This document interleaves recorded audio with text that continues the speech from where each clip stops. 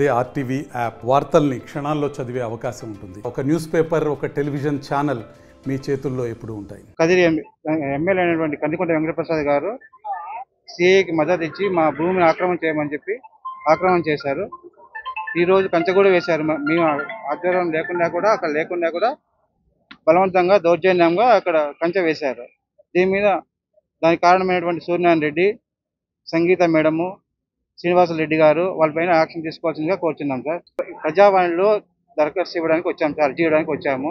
మా సమస్యను త్వరగా పరిష్కరిస్తారని కోరుచున్నాం సార్. సిఐ సార్ దౌర్జన్యంగా చేస్తాను సార్. మేము వీడియో తీసానా, ఫోటో తీసానా, ఎవరు చెప్పుకుంటావో చెప్పుకోపో.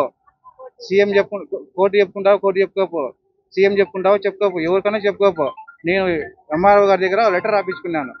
ఏమని రాపించుకున్నా, మీరు దౌర్జన్యం చేస్తారని చెప్పి ఒక లెటర్ రాపించుకున్నా. ఎవరు అడిగినా నేను ఆ లెటర్ ఇస్తాను. మీరు ఎవరు చెప్పుకున్నా చెప్పుకోపోని దౌర్జన్యంగా బలవంతం చేస్తున్నారు సార్ మా దగ్గర. ఇది దాదాపుగా 4 ఏళ్ళ నుంచి జరుగుతూనే ఉంది సార్. ఇది 4 సంవత్సరాలు జరుగుతూనే ఉంది.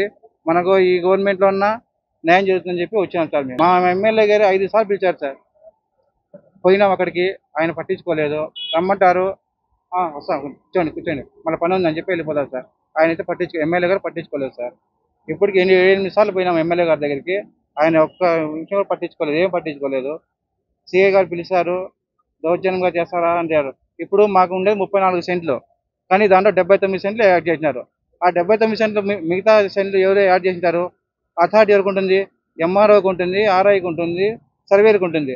అదేమో నాణ్యత మా చేతుల్లో ఉంటుంది సార్. ఏమో మీరు చేసుకునేకి దౌర్జన్యం చేస్తారు. ఎట్లా ఎక్కించుకుంటావు నువ్వు మా మీద వీడియో తీసినప్పుడే నీ అంతా చూస్తా అంటారు సిఐ గారు, నాగేంద్ర సార్ గారు.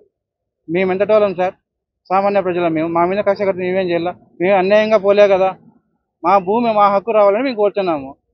ఆయన అది కాకుండా దౌర్జన్యం చేస్తే మేమేం చేయాలి? ఎవరిని అడగాల మేము? అందుకే ఇక్కడ వచ్చి ప్రజావాణిలో సార్ సీఎం గారికి, డిప్యూటీ సీఎం గారికి మా విన్నపం తెలియజేసుకున్నామని చెప్పి వచ్చాం సార్.